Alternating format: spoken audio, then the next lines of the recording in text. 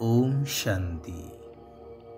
परमात्मा निराकार शिव पितांकर निराकारी आत्मिक संतान मानंकु शुभ सकाळर शुभ अभिनंदन जणाई आजिर प्रभु चिंतनर आलोचना को मु समस्तंकु स्वागत जणाउछे।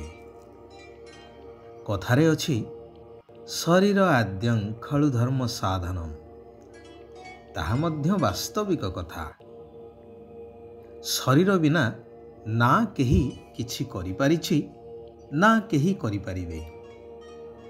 स्वयं भगवान मध्य सृष्टिर स्थापना कार्य पई प्रजापिता ब्रह्मांकर शरीरर आधार नेउछन्ति, जेहेतु से अजन्मा अभोक्ता अशरीरी निराकार। आम समस्त आत्मा माने मध्य निराकार पितांकर संतान निराकारी दुनिया ब्रह्मलोक रे रहिला बाला एई साकार सृष्टि रंगमंच को आसीछन्ति अभिनय करिवा पाई शरीर रूपक वस्त्र को धारण करी। जेपरी जंतारे मूसा फसीगला भली आम मानंकर अवस्था वर्तमान सही भली हो जाइछे। कारण आमे माने अभिनय पाई आसी एई माया दुनिया रे माया शरीरर बंधन रे एपरी छंदी हो जाइछु जे आउ हुगुलिबार प्रश्न उठु नाही। एथिरु मुक्ति पाइबा पाई मुनि ऋषि साधु संत केते तपस्या करी सुद्धा केही मुक्ति को प्राप्त करि पारि नाहंती। एहार प्रथम एवं मुख्य कारण हेउछि जे पांच विकार रूपी माया द्वारा प्रभावित होई एपरी देह सर्वस्व हो जाइछु जे आमे वास्तव रे आत्मा अटु निजर एई स्वरूप को संपूर्ण भूली निजकु एई देह बोली मने करुछु। निजकु भूली जिबा कारणरु निजर घर निजर वास्तविक पिता एवं कर्तव्य को भूली जाई केवल गोलक धंदारे छंदी होई एणे तेणे भटकिबा सार हेउछि। जिए जेउ मत देले विभिन्न गुरु गोसाईंकर भिन्न भिन्न मत भिन्न भिन्न शास्त्रर भिन्न भिन्न मत आदि को अनुसरण करि चलीछे केवल जंत्रवत। पाउछु केते हरौछु केते हिसाब करिवा पाई कहा पाखरे समय नाही कि सामर्थ्य मध्य नाही।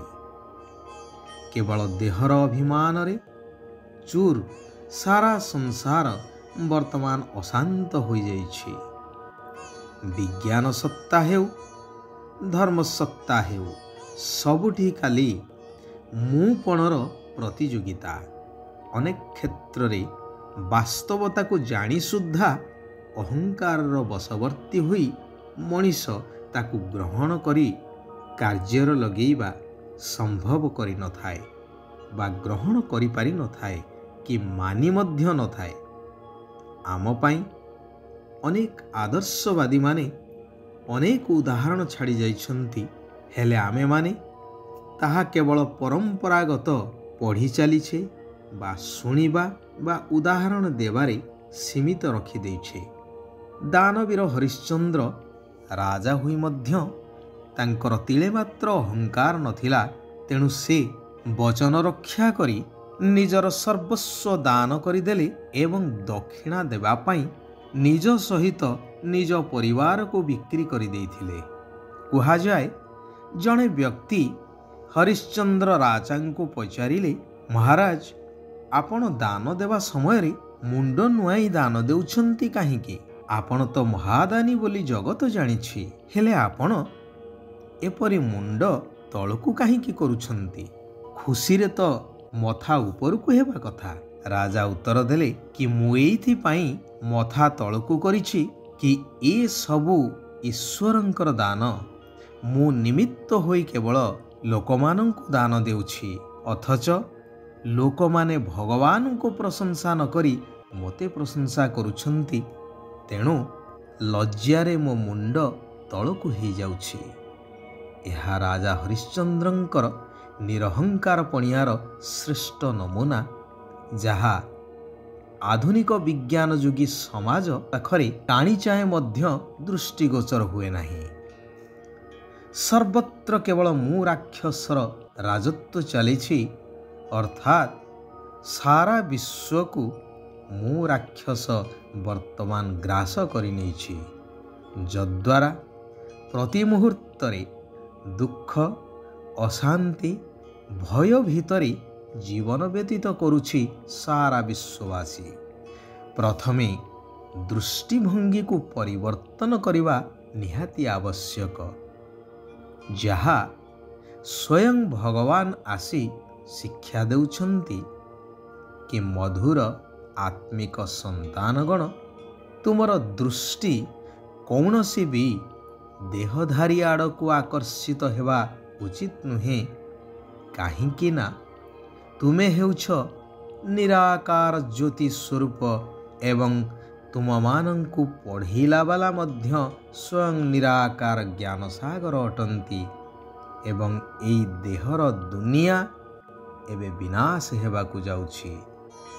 ଭବିଷ୍ୟ ନୂତନ ଦୁନିଆ ପାଇଁ ତୁମକୁ ଏବେ ପୁରୁଷାର୍ଥ କରିବା ଆବଶ୍ୟକ। ଗୃହସ୍ଥ ବ୍ୟବହାରରେ ରହି ନିଜର ପରିବାର ଆଦି ସମ୍ଭାଳି କର୍ମଧନ୍ଦା କରି ମଧ୍ୟ କେବଳ ମୋ ଠାରୁ ପ୍ରାପ୍ତ ଜ୍ଞାନ ରୂପକ ଅସ୍ତ୍ରକୁ ଚଲାଅ।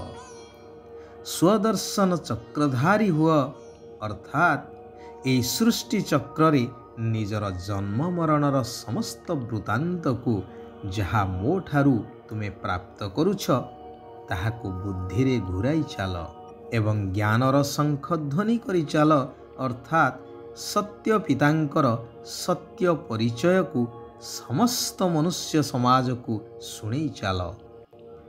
ଚାଲିବା ବୁଲିବା ସମୟରେ ମଧ୍ୟ ନିରାକାର ବେହଦର ପିତାଙ୍କୁ ମନେ ପକାଅ ଏବଂ ସେହି ଖୁସିରେ ରୁହ, ତେବେ ଉଚ୍ଚ ପଦ ମିଳିଯିବ। ଏହା ହିଁ ବାସ୍ତବରେ ପରିଶ୍ରମ ଅଟେ। ନିରାକାର ପିତାଙ୍କୁ ନିରନ୍ତର ଯୋଗ କରିଚାଲ, ଅର୍ଥାତ୍ ବୁଦ୍ଧିକୁ ପରମାତ୍ମାଙ୍କ ସହିତ ଲଗାଇ ରଖ। ଏହାଦ୍ୱାରା ପ୍ରଥମତଃ ସେହି ସମୟରେ ତୁମ ଦ୍ୱାରା କୌଣସି ବିକର୍ମ ହେବ ନାହିଁ, ଦ୍ୱିତୀୟରେ ଅତୀତରେ କରିଥିବା ବିକର୍ମର ମଧ୍ୟ ବିନାଶ ହୋଇପାରିବ। ଭାଗ୍ୟ ବିଧାତା ପିତାଙ୍କର ସନ୍ତାନ ହିସାବରେ ମା ଭଳି ସମସ୍ତଙ୍କର ଭାଗ୍ୟ ଗଢ଼ିବାର କାର୍ଯ୍ୟ କର। ଗୀତରେ ଅଛି ନା, ମାତା ଓ ମାତା ତୁ ହେ ସବ୍ କି ଭାଗ୍ୟ ବିଧାତା। ସଚ୍ଚା ଶାନ୍ତି ଅନୁଭବ କରିବା ପାଇଁ ହେଲେ ଏହି ଶରୀରଠାରୁ ଅଲଗା ହୋଇ ଅଶରୀରୀ ଆତ୍ମା ହେବାର ଅଭ୍ୟାସ କରିବାକୁ ହେବ। ଅବିନାଶୀ ପ୍ରାରବ୍ଧ ଜମା କରିବା ପାଇଁ ଏହି ଶ୍ରେଷ୍ଠ ପାଠପଢ଼ା ପ୍ରତି ପୁରା ଧ୍ୟାନ ଦେବାକୁ ହେବ। ସବୁ ଓଲଟା ମତ ଆଦିକୁ ଛାଡ଼ି ଏକମାତ୍ର ସତ୍ୟ ପିତା ନିରାକାର ଶିବ ବାବାଙ୍କର ଶ୍ରୀମତରେ ଚାଲିବାକୁ ହେବ।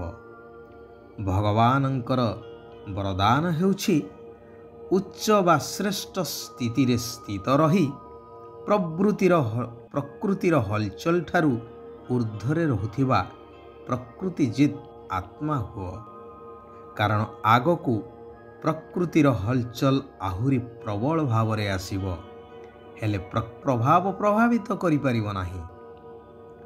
ସେମାନେ ସାକ୍ଷୀ ହୋଇ ଏହାର ଖେଳକୁ ଦେଖି ଚାଲିବେ, ଯେପରି ଫରିସ୍ତା ବା ପରୀମାନଙ୍କୁ ସର୍ବଦା ଉଚ୍ଚରେ ଦେଖେଇଥାନ୍ତି, ଧରଣୀର କୌଣସି ପ୍ରଭାବ ସେମାନଙ୍କ ଉପରେ ପଡ଼ିପାରିନଥାଏ। ସେହିଭଳି ତୁମେ ସନ୍ତାନମାନେ ନିଜର ଉଚ୍ଚ ବା ଶ୍ରେଷ୍ଠ ଆତ୍ମିକ ସ୍ଥିତିରେ ପ୍ରକୃତିଜିତ୍ ସ୍ଥିତିରେ ସ୍ଥିତ ହୋଇଯାଅ, ତେବେ ଆପେ ଆପେ ହଲଚଲ ଠାରୁ ଊର୍ଦ୍ଧ୍ୱକୁ ଚାଲିଯିବ। ନିଜର ଶ୍ରେଷ୍ଠ ପ୍ରକମ୍ପନ ଦ୍ୱାରା ସର୍ବ ଆତ୍ମାମାନଙ୍କୁ ସହଯୋଗର ଅନୁଭୂତି କରାଇବା ମଧ୍ୟ ତପସ୍ୟା ଅଟେ। ଆଚ୍ଛା, ଓମ୍ ଶାନ୍ତି। ओम शांति। ओम शांति।